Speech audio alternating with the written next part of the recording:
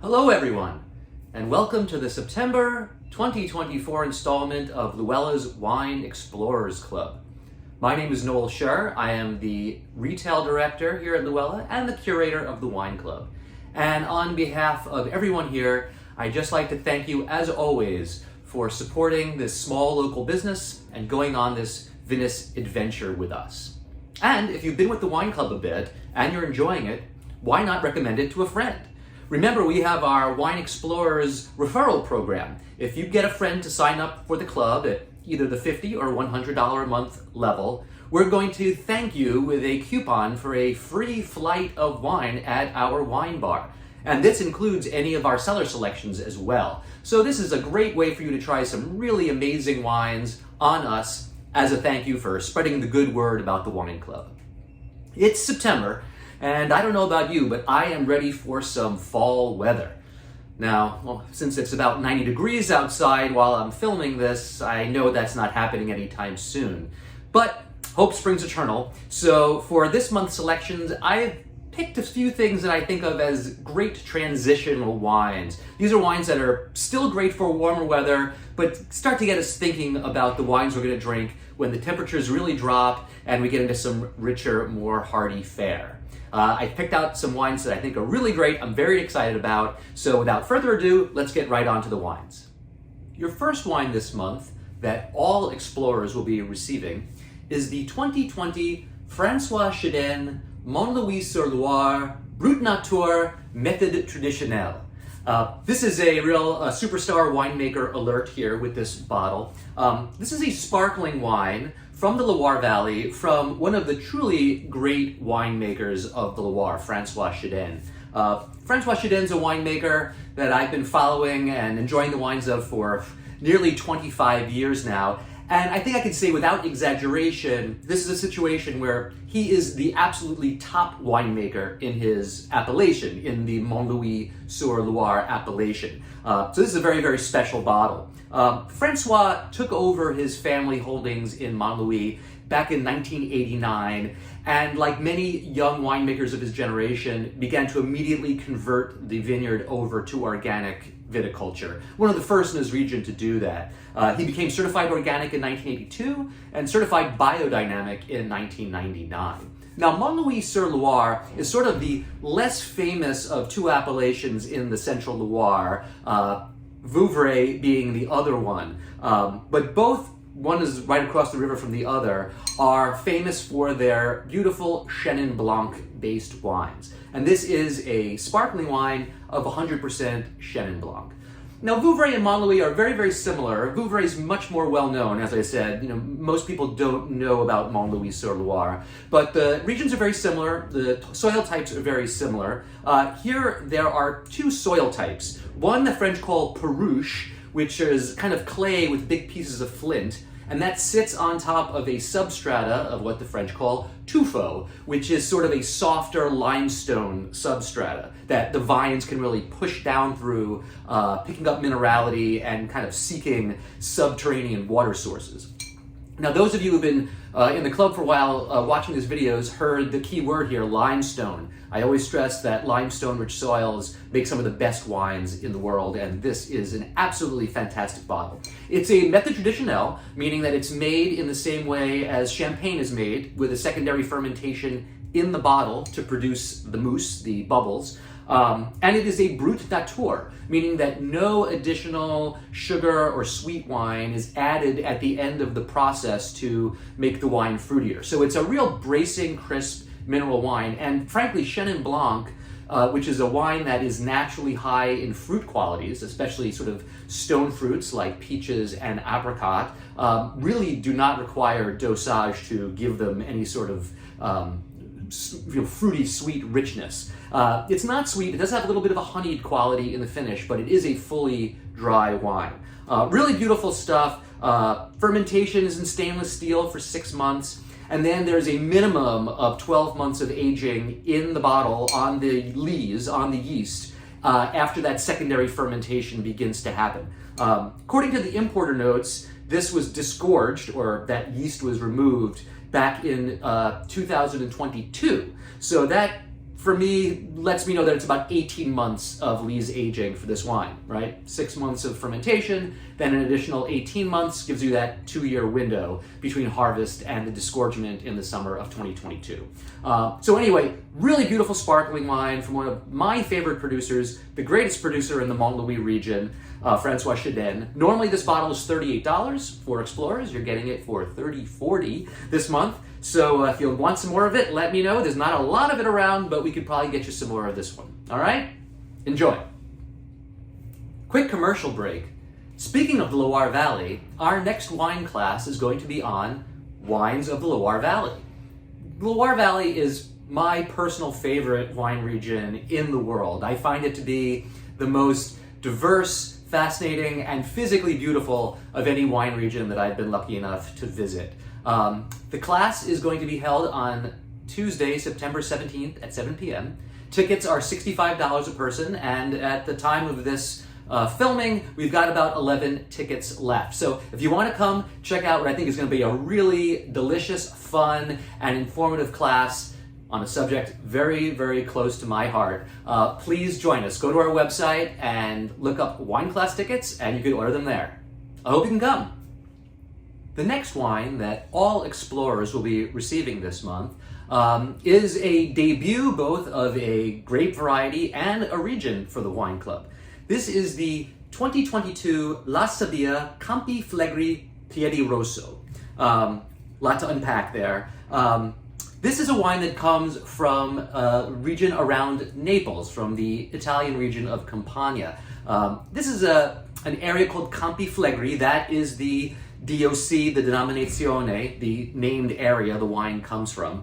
And this is a small little peninsula almost of vines that juts out into the Mediterranean Sea in an area just to the north of the city of Naples. La Sabia is the estate, and Piedi Rosso is the name of the grape. La Sabia is the estate of a gentleman named Luigi Di Mio, an older gentleman who now runs the estate with his family. And Piedi Rosso is a really, really interesting local variety to the area around Naples. It means red foot, and you may think that's in reference to the color your feet get if you stamp grapes in the old-fashioned way, but in fact it takes its name from the red tinge that the stalk of this particular vine has. One of the really interesting things about Campi Flegrei is that the terroir here, the soil, is almost entirely sand.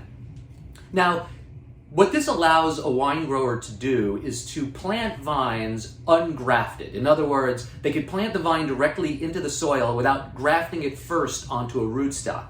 I don't want to go into it in too much detail, but back in the 19th century, a blight called phylloxera wiped out most of the vineyards of Western Europe. And they discovered the only remedy for this was to replant all their vineyards, grafting their vines onto American rootstock. The American rootstock was somehow resistant to this phylloxera. Now, interestingly, the phylloxera, which are like little bugs, can't travel across sand. They just can't get through the sand. So if you could plant in sandy soil, even if one of your vines gets phylloxera, the little mites have no place to go. So these are all what they call own-footed vines. Winemakers believe, and tasting these wines I think make it true, that wines that are planted to their, allow their own roots to create are lighter, more delicate wines that are often lower in alcohol. And I truly believe this is the case with this wine. This is a medium-bodied red. It's got lots of dark cherry fruit and spice to it, but there isn't a lot of density to it, which makes it a really nice red to chill while it's still pretty warm outside. Again, as I said, Piedi Rosso is an absolutely local variety to this area around Naples, but it is the second largest planted red variety in Campania, only second to the Aglianico grape, which is by far the most well-known red variety in Campania. So, really delicious late summer red wine to chill a little bit and have on a warm evening. Normal price for this is $27. If you want some more of it, let me know. You're paying $21.60 as club members. So, the La Sabia Campi Flegrei Piedi Rosso. Cheers. This next wine that explorers at the $100 monthly level will be receiving this month has an interesting story behind why I sought it out in the first place.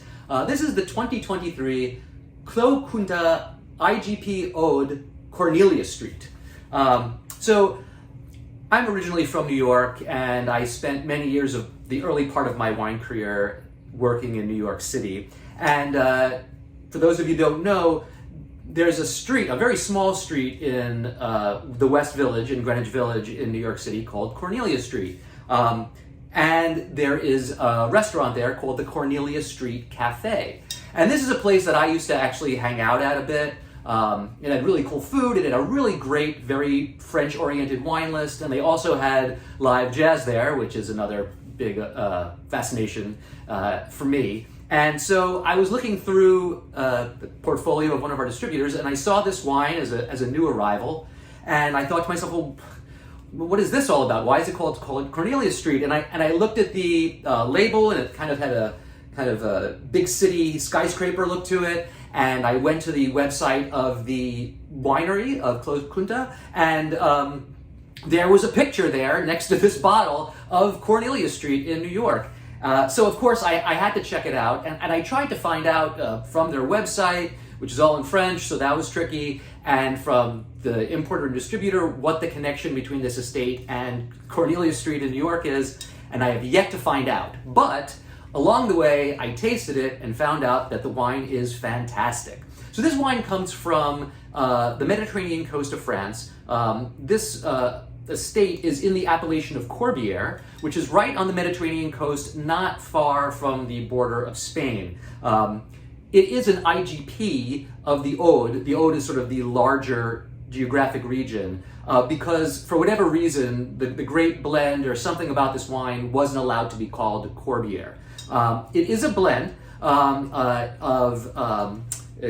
Marsanne, Grenache Blanc, and Macabeo.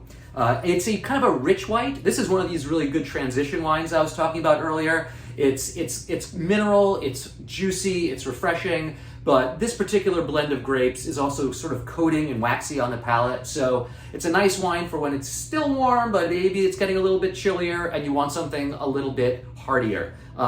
This estate is the product of a husband and wife team of Pascal and Jean Boyer. Interesting story, they were not wine growers, but their family had land down there. So in 2017, they basically took it upon themselves to professionally retrain as vignerons, took over this old family property, revitalized it, converted it all over to organic practices, and they became EcoCert certified organic in 2021. Very, very small little estate. The total production on this wine is 166 cases, which is really minuscule relative to normal wine production. Everything here is harvested by hand, grown without chemicals, of course, and fermented totally with natural yeast. The name of the estate, Clos Kunta, comes from the Occitan language, which is sort of like an old ancient version of French. And a kunta in Occitan apparently means a tale to tell. So of course, the Boyers, I'm sure, feel very passionately about their own personal voyage to become natural winemakers, and so they named their estate basically Our Story. Really fantastic wine. It's got a great name that I love and makes me think of the old days back in New York, and I think you're really, really going to enjoy this. This is normally $30 on the shelf. Explorers, you're getting it for $24 this month, and if you want some more, let me know right away, because this one I grabbed up just a couple of the cases that were coming to North Carolina of this. Like I said, only 166 cases total made, so enjoy it. Cheers. Your final wine in September, which explorers at the $100 level will be receiving, is the 2020 Quinta de Muradella Monterey Candela. Quinta de Muradella is the project of a winemaker named Jose Luis Mateo, who many consider to be the greatest sort of perfectionist winemaker in this region of Monterey. Monterey is in Spain. It is part of the larger geographic region known as Galicia up in the northwestern part of Spain. But Monterrey sits directly on the northern border of Portugal. It's a very, very beautiful part of Spanish wine country if you ever get to visit it. It's part of what they call green Spain, the part of Spain that's a little bit more moderate temperature-wise, looks a little bit more like Napa than many other of the kind of more arid parts of Spain looks. This is a blend of Mencia, Tempranillo, Garnacha, and a grape called Muraton, which is a very infrequently planted local variety in this part of Spain and northern Portugal. The soils here are very rich in clay, which gives this wine a nice added bit of plumpness, as clay often imparts in wines. The grapes are fermented all together. These 4 different varieties are all co-fermented, and about a third of them are fermented what they call whole cluster. This is a term perhaps I've used when talking about wines from the Beaujolais. That is, the grapes are thrown in without being removed from their stems, and the fermentation kind of happens intracellularly inside of the grapes, and they sort of burst open. This adds sort of a bright, juicy quality, kind of like wines from the Beaujolais have. So this wine, about a third of it is made in that manner. So while it's not as bright as a Beaujolais, in the finish you get to sense a little bit of that zestiness. The maceration takes about 30 days, so this wine has a nice extraction to it, has some tannic structure, making it nice with meat off of the grill and heartier dishes. And then it spends a year in tank, all stainless steel tank, before bottling. So there's no oak influence here. I really, really love this wine. This is a new producer for me. It's brought in by an importer called the Rare Wine Company, which I consider to be one of America's premier wine importers. So whenever I see that they have a new winemaker that I'm working with, I do everything I can to go check those wines out, and I was not disappointed at all when I tasted what was coming from Muradella. This wine normally is $30, $24 for Wine Explorers if you want to get some more, and I really hope you enjoy it. And remember, even if you're a $50 monthly explorer, if either of the last 2 wines sound interesting to you and you want to try it, go ahead and let me know, and I can get you a bottle of it at the 20% off Explorer price. All right, Explorers, that's it for September. I look forward to talking to you in October about the cool wines I've picked out for you then. And until then, stay cool and enjoy these last few weeks of summer. Take care.